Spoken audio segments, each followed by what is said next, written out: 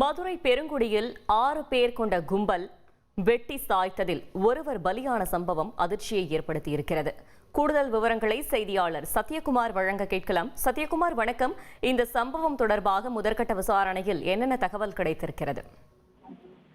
வணக்கம். மதுரை பெருங்குடி அம்பேத்கர் நகர் பகுதியைச் சேர்ந்தவர் கருமலை. இவர் கடந்த ஆண்டு முனிஷ் என்பவரை வெட்டி படுகொலை செய்த வழக்கில் இவரது அண்ணன் இருளப்பன் உள்ளிட்ட 6 பேர் கைது செய்யப்பட்டனர்.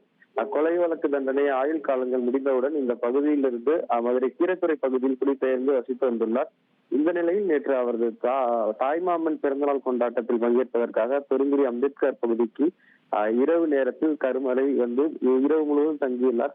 இதனை நோட்டமிட்டு கொலை செய்யப்பட்டு அதாவது முனிஷ் என்பவரின் உயிரிழந்த முனிஷ் என்பவரின் கூட்டாளிகள் அன்று தெருக்களில் புகுந்து சராமாரியாக அவரை வெட்டத் தொடங்கியுள்ளனர். இதில் கருமலை பெருமுனையில் கழுத்தெடுத்து வெட்டி படுகொலை செய்யப்பட்டு அருகில் இருந்த அம்மிக்கல்லை அவர் தலையில் போட்டு கொலை செய்துள்ளனர். கருமலையுடன் இருந்த அவரது நண்பர் பாலமுருகன் என்பவர் ஓட ஓட வெட்டி கொலை செய்ய முயற்சித்துள்ளனர். பாலமுருகன் காயத்துடன் தப்பி ஓடியுள்ளார். இந்த நிலையில் தற்போது அவர் அரசு மருத்துவமனை சிகிச்சை அனுமதிக்கப்பட்டுள்ளார். இளைஞர் ஒருவர் ஏற்கனவே நடைபெற்ற ஒரு கொலைக்காக தற்போது கிட்டத்தட்ட இத்தனை ஆண்டுகளுக்கு பிறகு கொலை செய்யப்பட்டுள்ளது இந்த பகுதியில் மிகப்பெரும் பரபரப்பை ஏற்படுத்தியுள்ளது.